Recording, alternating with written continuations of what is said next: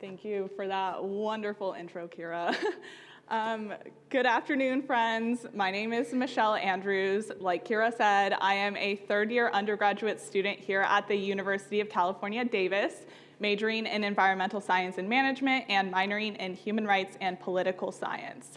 On campus, I serve as the president of the Davis College Democrats and the legislative director for the Associated Students of UC-Davis.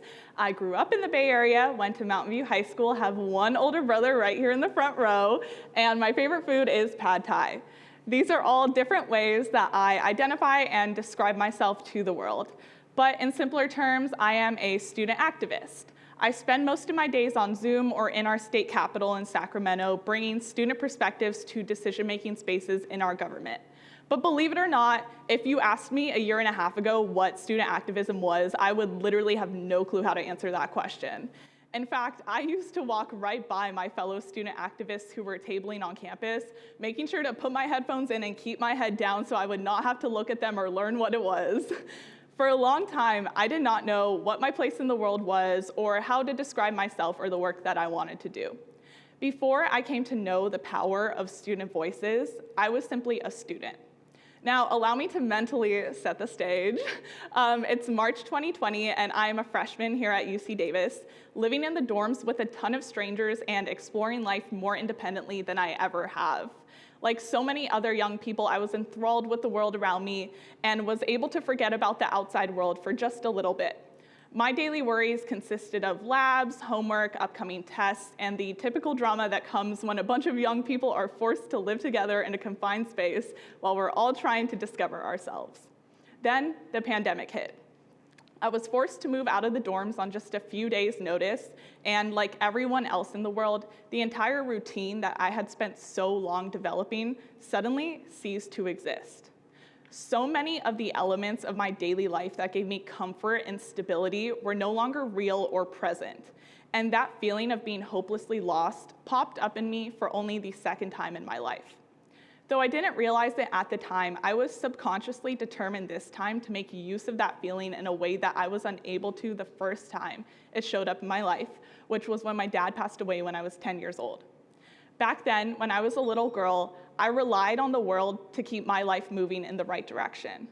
This time, I was determined to use my life to keep the world moving in the right direction.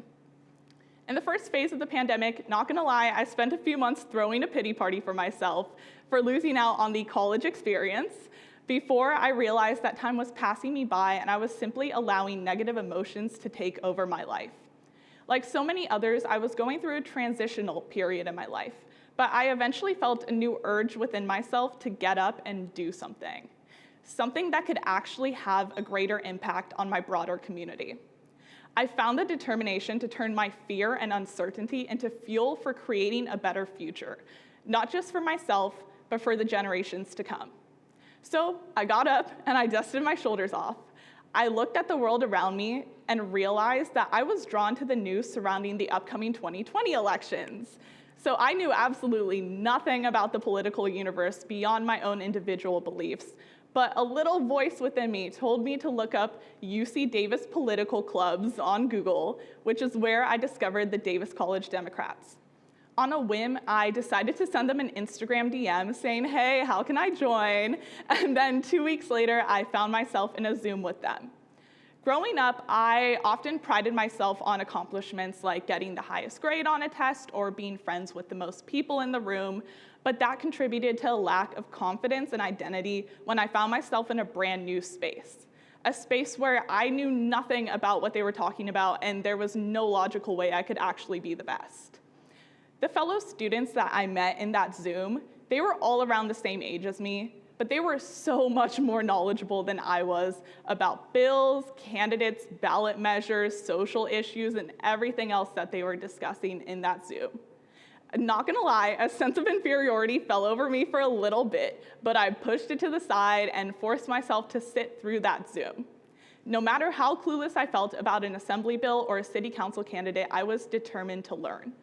Now, fast forward 6 months and I'm in yet another Zoom, but this time I'm being taught what lobbying is and how it's done. Like many other political topics, the only context that I had about this was from TV shows I had watched, like House of Cards, where lobbyists are depicted as guys in suits doing deals with politicians under the table. But now, here I found myself in a virtual room with 3 other college students and a random legislative staffer. So even though I had just learned what bills I was lobbying for the day before, I did my research that night and felt prepared with the script that they provided me. I gave some context to the bill, explained why I thought it was necessary, and why we as students supported it. Then I held my breath and prepared for the staffer to question literally everything I said. But luckily for me, the staffer was nice, and they decided that they were willing to support the bill. This win felt amazing, as I could see in real time how my actions were contributing to positive change that were going to make people's lives easier. Several of the bills that we lobbied for that year went on to pass in the state legislature, and I like to think that each conversation we had contributed to that outcome. Prior to this, I felt a push towards activism at times when I was young, but as a young white woman who grew up in a privileged area where worries about basic needs were minimally expressed, I knew that I didn't want to overpower marginalized students' voices in any spaces. All too often, the voices of students who need to be in certain spaces are not there because they are not provided a path to it. Or if they are provided a path, it is filled with roadblocks. So even though my path might have been a little wonky, at least I had one, and that made me learn the importance of using your own privileges to remove roadblocks for others, or if they are not able to physically be in a space, you need to bring their voices into it. Student activism is a very unique field for young people to be in. It is rife with opposition from non-students, and it is quite difficult when you have to argue with them about why you deserve representation or some kind of right. But when it comes down to a consequential decision, it's easy for students to be ignored in favor of so-called professionals, the majority of whom are former students themselves who simply forgot what it was like to be a student. Case in point, last month, I and 11 other incredible UC Davis students had to make a trip to the Capitol on the first day of finals week to defend the right to higher education, not for ourselves, but for future students in California. The system is not made for students to be heard in it. We are forced to make sacrifices like that to make our voices heard. The legislature does not care if it's finals week or if your professor refuses to let you miss a lecture to go do a public comment at the Capitol. It should not be like that, but unfortunately it is. The burnout rate amongst student activists is insane. I have had several close friends be pushed to the brink of resigning from their student leadership positions or even be forced to resign because of the pressure that is placed on students in these positions to fight for themselves and others. All too often, we are not let into decision-making spaces, or once we get there, we are simply told no to our needs or asks, no matter how long we've been working at them and no matter how hard it is for us. The field of student advocacy is also unique in the way that it encompasses so many different fields of needs. Student needs range from financial aid to housing security, to food security, to transportation, to climate change, to much more. Each of these needs requires different actions and context, and most of the time you are forced to stand up against anti-student community members who are actively working to pull the ladder of social mobility up behind them because they got to use it before you did. It is disheartening and dehumanizing work sometimes, but it is also nearly impossible to mentally abandon, as student needs persist from year to year even as individuals graduate or enter the system.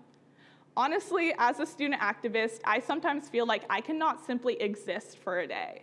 We must always be working, because even when we solve one issue for students, there are countless others that have yet to be solved. Or if we somehow magically solve all student needs, we still got a chem test tomorrow or a thesis due in 2 weeks. However, when we are talking about student activism, again, it is impossible to ignore the fact that it is inherently a field of privilege. Student activists are often unpaid or severely underpaid, and it is impossible for the majority of college students to give up their actual jobs to pursue advocacy full-time, no matter how passionate they are about it. Because of that, those of us who are lucky enough to have the space to pursue it must ensure that those other working voices are heard in the spaces where they're not able to be in. And for those who are unable to engage directly in student advocacy, they still play a key role by responding and supporting the actions of those who are advocating on their behalf by allowing people to share their stories on their behalf. Our role as student advocates is to translate unique student experiences and struggles into reasons why policy change is necessary. Whenever you approach an elected official or one of their staff members and ask them to support something like a bill, you're expected to be able to explain what it is and why they should support it. But when you have to balance your own personal responsibilities with school and researching policies that are written by people who have entire careers devoted to it, it becomes quite difficult to become an expert in any topic. While most people understand that we are hardworking students who cannot be experts, that also sometimes makes them look at us with more of a questioning eye. You are not technically expected to be an expert, but if you're not an expert, you have to justify why you should be allowed into this space. Because of this, when students find themselves in decision-making or influential spaces, the dreaded imposter syndrome often sets in, and we question our own individual ability to make a difference. What changed my life was the realization that, wait for it, no one knows what they're doing. No one is born an expert in any field, no matter who you are. You cannot tell me that a baby can explain why student housing is needed or how to solve food insecurity. It's impossible, okay? We are the experts of our own needs and experiences because we live them every day. We as students are doing education and research every day, which is what it takes to become an expert. But I cannot tell you the amount of times that I, as a woman in a position of leadership, have felt like I do not know enough to say something about a topic that we're discussing in an influential space. I have had people tell me that I need to put my big girl pants on to handle a bill that I created. I have had people immediately assign me to lobby a staffer on a menstrual equity bill because I am the only woman in that space, even though I am capable of advocating for that and much more in the same meeting. Though these experiences are discouraging, it also shows me the reality of the outside world and gives me fuel for equity for the future. To be a successful student activist, you must stand firm in the knowledge that you hold. Regardless of who else is in the Zoom or in the room with you, when you are discussing a student issue, you must realize that you are the only one who knows the truth. It is your job to tell them the truth of what's happening to students. You also need to be okay with not receiving recognition for the work that you do. When you are helping a student at another school or across the state, they don't know who you are or what you are doing. The work of a student activist is done behind closed doors most of the time and in silence.